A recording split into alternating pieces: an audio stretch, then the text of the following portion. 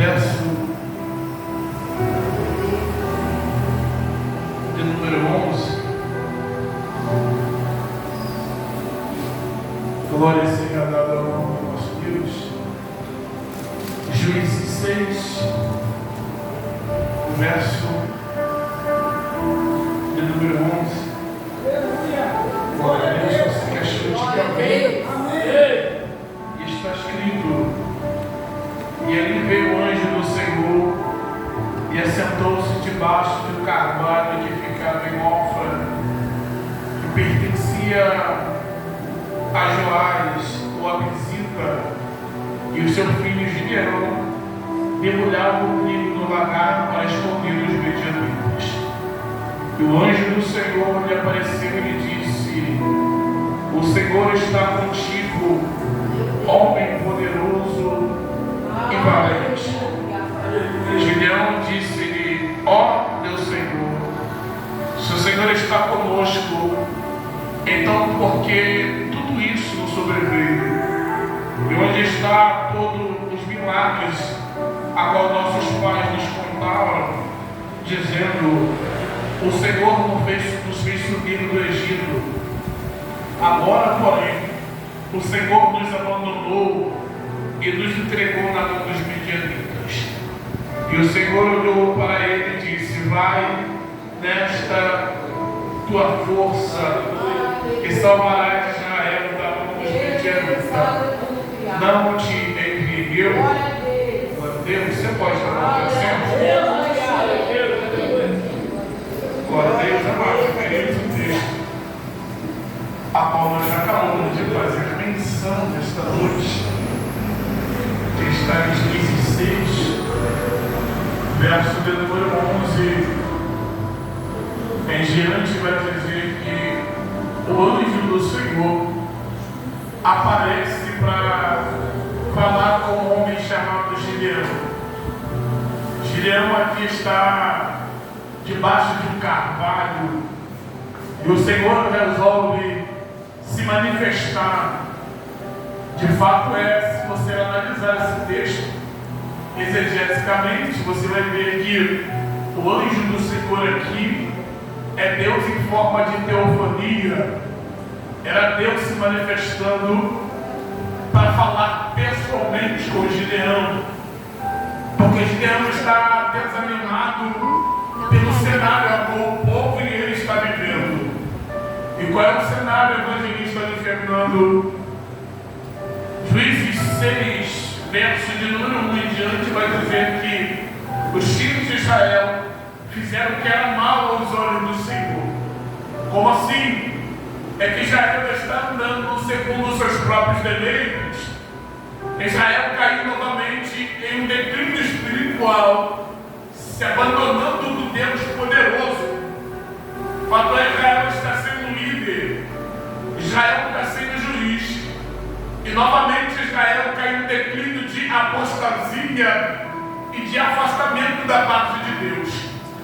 Israel é um povo que carrega uma promessa da parte de Deus, porém Israel aqui se desviou da presença do Todo-Poderoso.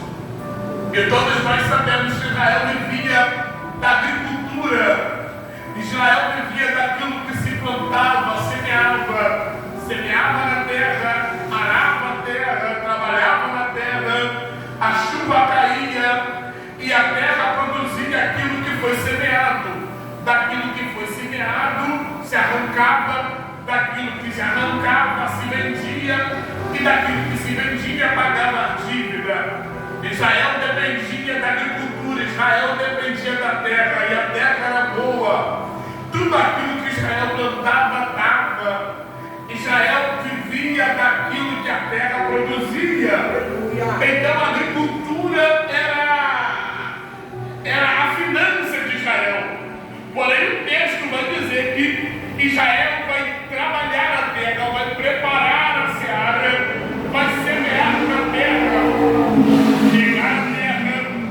Porém o texto vai dizer que por um dia Israel estava esperando o tempo da colheita.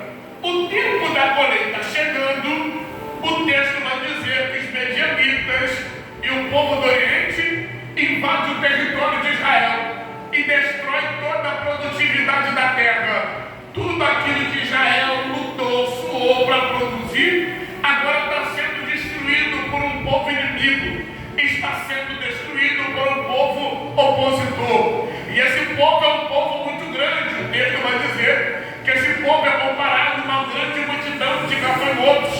E esse povo não vinha para passar um dia, esse povo vai vir e vai ficar alguns dias, porque o texto acima vai dizer que eles plantavam tendas no território de Israel. Tenda aqui está dizendo de firmamento, tenda aqui está dizendo de muitos dias, porque ninguém vai ficar um dia, vai levar uma tenda para se estender, ainda mais para entrar, para destruir. Então eles vão ficar numa tenda no meio da agricultura de Israel e vai destruir toda a produtividade da terra. Eles matavam boi, eles matavam ovelhas, e quando Israel saía, olhava para a lavoura estava destruída. Tudo aquilo que Israel lutou, semeou, suou para produzir, agora está sendo tudo destruído. Israel não desiste. É como o ditado brasileiro: a gente é brasileiro e não desiste nunca. Israel novamente vai trabalhar na terra, vai arar a terra, vai semear na terra. Essa terra vai produzir. E há um tempo esse de colheita. Porque todo aquele que planta pensando em colher aquilo que se plantou. Então Israel vai plantar novamente na terra, dizendo: eu vou esperar o tempo da colheita. Porque chegando o tempo da colheita, nós vamos colher tudo aquilo que a gente semeou. Mas o texto vai dizer que novamente o povo do Oriente, os medianitas, invadem o território de Israel, edifica a tenda novamente e destrói toda a produtividade da terra. Israel estava se acostumando aqui a perder. Israel dependia daquilo que semeava para viver, mas aquilo que está sendo semeado está sendo destruído. Então Israel está empobrecendo devido aos ataques dos amalequitas e o povo do Oriente. Mas Israel não desiste da plantação. Israel novamente trabalha na terra, semeia na terra. Então Israel vai esperar novamente o tempo da colheita, dizendo: eu sei que os inimigos entraram, destruíram a produtividade da terra e foram embora. Mas novamente o povo do Oriente, vendo que está chegando o tempo da colheita, eles não viam no tempo da semeadura, eles viam no tempo que estava produzindo. Eles não viam no tempo que Israel estava arando a terra e colocando semente debaixo da terra. Eles viam quando olhavam que estava chegando o tempo da colheita, o tempo que Israel estava se preparando para colher aquilo que foi plantado, para colher aquilo que foi produzido. Então Israel novamente trabalha na terra, seara a terra e planta na terra. E no tempo da colheita, os benjamitas e o povo do Oriente invadem o território pela terceira vez e destrói a produtividade da terra, não deixando nada na terra, nem boi e nem ovelhas. É pela terceira vez que eu menciono a mesma história. Então Israel aqui já está no teu pensamento dizendo: estamos semeando hoje,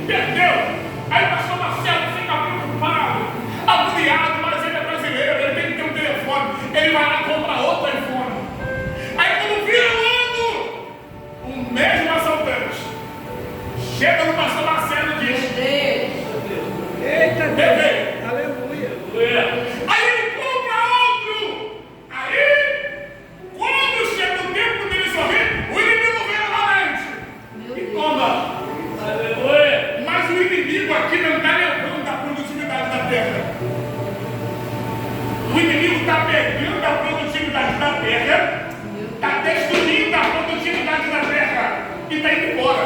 Era mais ou menos assim, alguém diz assim, perdeu! Aí tu perdeu. Aí ele pega o seu telefone, joga no chão, pega o telefone e diz, não, sua vida vai quebrar e vai embora. Tu viu que ele não utilizou? O inimigo não vem para roubar, ele não vem, ele vem apenas para destruir e embora. Então quem saía dos esconderijos dizendo, não é possível, não roubaram nada, não levaram nada, só entraram para destruir, porque esse é o papel do inimigo. Tu acha que o inimigo quer ter marido? Ele não quer ter marido, ele só quer destruir o casamento. Tu acha que ele quer ter esposa? Ele não quer ter esposa, ele só quer destruir o teu casamento. Tu acha que o inimigo quer teu carro? Ele não quer teu carro, ele só quer destruir o teu carro. Então a intenção aqui é para o povo de Israel dizendo, gente, não levaram nada, só entraram aqui, só mataram boi, só mataram cabrito e destruíram a produtividade da terra e foram embora. Então quem olhava dizia, tudo aquilo que a gente plantou, semeou, está aqui, mas não dá para comer. Tudo que a gente plantou está aqui, mas não tem produtividade, não dá para usar. Então o inimigo não vinha para roubar, o inimigo vinha para envergonhar. Mas tinha alguém no meio dessa lavoura, no meio desse cenário, que parece que resolveu se antecipar os fatos. E o nome desse homem se chama Gideão. E por que, pregador, você tem tanta certeza que Gideão vai se antecipar? Porque o texto vai dizer que Gideão vai pegar o trigo, vai pegar a produtividade da terra e vai levar para dentro do lagar. O lagar não é lugar de trabalhar com trigo, lagar é lugar de trabalhar com uva. E lagar não é em cima, lagar é embaixo. Então Gideão resolve colher a produtividade da terra, dizendo daqui a pouco eles invadem. Mas antes deles invadir, deixa eu colher a produtividade da terra, para ter uma casa para sustentar, eu tenho uma família para manter. E eu sei que daqui a pouco eles invadem e vai destruir tudo aquilo que eles destruíram, nada depois vai ter proveito. Então Gideão vai para dentro do lagar e começa a trabalhar no lagar, lugar apertado, lugar escondido, mas Gideão está produzindo. O lugar era grande, mas Gideão está produzindo. O lugar não era bonito, mas Gideão estava produzindo. O lugar não era legal, mas Gideão estava produzindo. E eu aprendo algo aqui com Gideão. E o que é? Trabalha com o que você tem no lugar que você tem.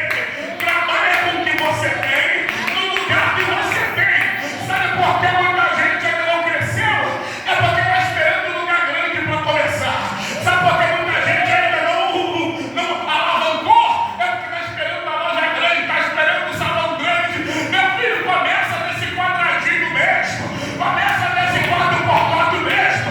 Porque Jó vai dizer, Jó diz assim, na verdade, o teu princípio poderá ter sido pequeno, mas o teu último estágio crescerá em extremo. É pequeno hoje, mas será coisa grande amanhã. É pequeno hoje, mas será coisa grande amanhã. Começa pequeno, meu filho. Porque desde pequeno que tu vai sustentar a tua casa. Mas eu só faço bolo. Deus vai te levantar com uma confeiteira. Mas eu só faço unha. Começa nesse quarto. Começa nessa garagem. Meu filho, o importante é começar com o que você tem. Com a força que você tem. Mas eu só tenho ideia nesse espaço que eu vou começar. Aí eu só tenho esse pedaço, nesse pedaço que a gente vai começar. Porque uma coisa que Deus gosta é de crente que gosta de trabalhar. Eu nunca vi na Bíblia ainda, na Bíblia, Deus chamar preguiçoso. Deus só chama quem trabalha. Deus chamou Gideão trabalhando. Deus chamou Eliseu trabalhando. Deus chamou Pedro pescando, trabalhando. Então Deus gosta de quem trabalha. Enquanto está todo mundo se escondendo, Gideão poderia se esconder. Gideão poderia se vitimizar. Gideão poderia ficar de mimimi. Mas Gideão entende que mimimi não sustenta a casa. Gideão entende que chororô não sustenta a casa. Eu tenho uma casa para manter. Eu tenho uma família para reger. Eu tenho uma casa para liderar. E quem está em casa está dependendo de mim. Não quer saber como está a situação. Então Gideão começa a trabalhar escondido. Porque ele entende que se ele postar agora, o inimigo vai ver. Gideão entende, se ele sair do lagar agora, vai ter que ser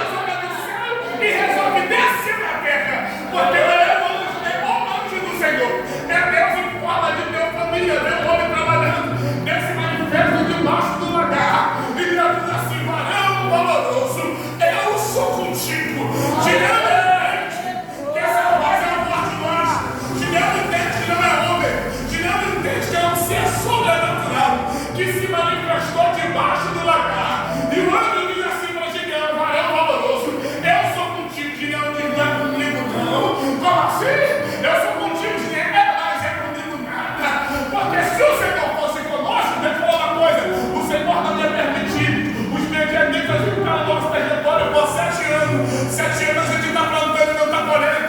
7 anos a gente está passando vergonha. 7 anos tem homem que tem mulher e tem homem subindo para se esconder no monte. 7 anos tem muito homem se escondendo em caverna. Se o Senhor fosse conosco, o Senhor não ia permitir que os medianitas entrassem no nosso território. Ele brincasse tendas aqui, matasse boi, matava as ovelhas e outras. Eu te conheço. Como assim? Eu te conheço. Porque eu conheço a história do Senhor. O Senhor abriu uma vermelha. O Senhor fez uma coluna de fogo. O Senhor fez cair lá do céu. O Senhor se manifestou no Egito. O Senhor mandou praga sobre os filhos dos egípcios. O Senhor feriu os egípcios. O Senhor endureceu o coração de Faraó. E quando chegou no povo no meio do mar vermelho, o Senhor fechou o mar vermelho. Dizendo, eu conheço a tua história. Mas entenda aqui, esse Deus dizendo para o anjo que se manifesta, ele é Deus, dizendo, eu conheço a tua história. Daquilo que o Senhor fez no passado, daquilo que o Senhor se manifestou no passado. E se o Senhor fez no passado, por que o Senhor não pode fazer agora? Mas entenda algo aqui, Gideão não está dizendo algo que ele viveu. Gideão está contando algo que lhe contaram. Porque uma coisa, meu amigo, meu pastor, é eu viver. Outra coisa é eu contar aquilo que alguém viveu. Uma coisa é eu contar sobre milagre, outra coisa é viver milagre. Uma coisa é contar sobre um sobrenatural que alguém me contou, que meu pai me contou, que a minha avó me contou, daquilo que Deus fazia, daquilo que Deus se manifestava. E parece que eu vejo Deus olhando para Gideão de braço cruzado e me dizendo, eu estou só esperando você acabar de falar. Gideão contou uma história que era dele? Não. Gideão contou uma história que era dos outros. E que a verdade não dá para viver a pena de história dos outros. Não dá para viver a pena de testemunho dos outros. Que Deus se refere a fulano, que Deus fala libertando, que Deus usava fulano com poder, com graça e autoridade. Mas não dá para viver a pena de história dos outros, Gideão. Mas quando Deus se manifesta para Gideão e diz, varão valoroso, eu sou contigo, é Deus dizendo para Gideão, Gideão, para de viver a história dos outros. A partir de hoje eu te digo uma coisa, eu escrevo uma nova história na sua vida. Eu escrevo uma nova história no teu ministério. Gideão, no mesmo Deus que fez no passado, é o mesmo Deus que quer fazer no presente. Tu ouviu muito sobre Deus que abriu o mar vermelho. Hoje quem fala contigo é o Deus que abriu o mar vermelho. O mesmo Deus que se manifestou no passado é o mesmo Deus que se manifesta no presente. E eu digo, varão valoroso. Eu sou contigo. Você mora comigo, por que você não sobreviveu com isso? Gideão entende, calma aí. É Deus na terra. E já que Deus está aqui, não dá para mim estar no ambiente que Deus está e não trazer uma oferta. Então Gideão diz assim, se o Senhor é o Senhor mesmo, faz um negócio, aguenta sua voz um pouquinho aqui, que eu vou ali dentro de casa, pegar uma oferta e vou trazer para você. Gideão pega uma oferta, coloca no chão, o anjo diz, no chão não, coloca em cima da pedra, coloca em cima da pedra, o anjo toca com o cajado e a oferta é tomada e sobe a coração.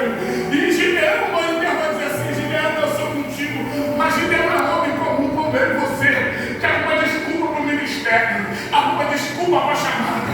E com a desculpa, Gideão, o Senhor vai te falar uma coisa, talvez o Senhor ainda não percebeu, mas eu sou menor da casa do meu pai, eu sou menor da tribo da minha casa, eu sou mais pobre de Manassés, mas Deus não quer saber se ele é rico, se ele é pobre, se ele fala, se ele não fala, se ele fala inglês, se ele fala espanhol, se ele tem formação, se ele não tem formação, se ele é capacitado, se ele não é capacitado, porque Deus quando nos chama independente de qualquer capacitação, porque quem nos capacita é o Espírito Santo.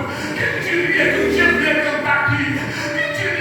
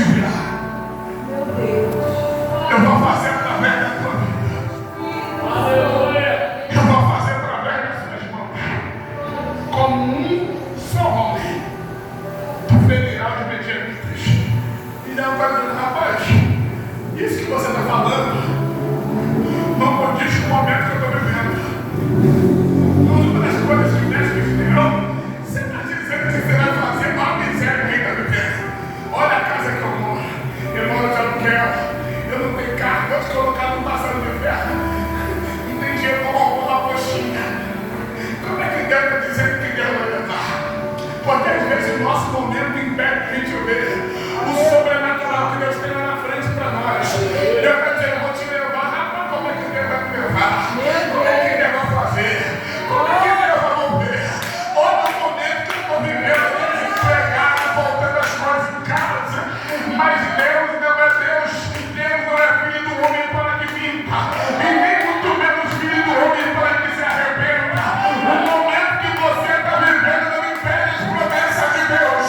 O momento que você está vivendo não impede as promessas de Deus sobre a tua casa. E se foi Deus que falou, se foi Deus que usou profeta, e tu sabe que Deus coloca a tua cabeça no travesseiro, porque quem prometeu é fiel para cumprir.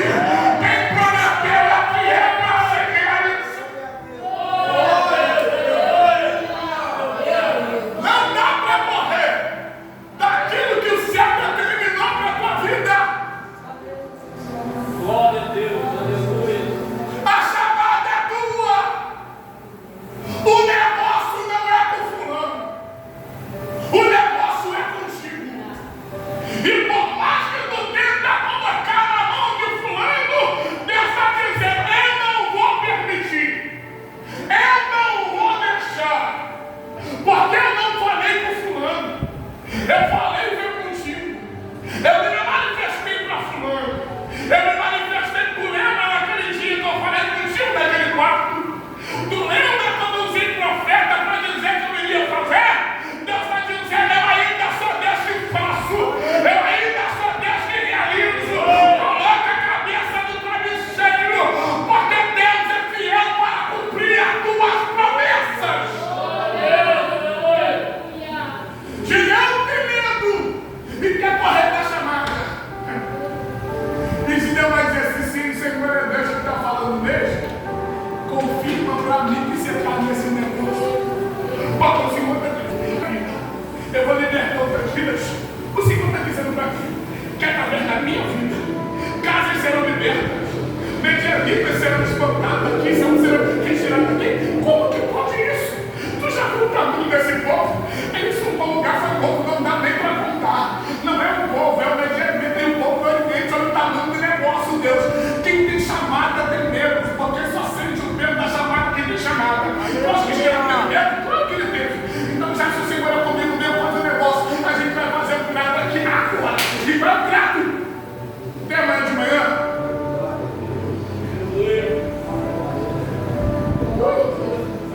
Não tem amanhã de manhã?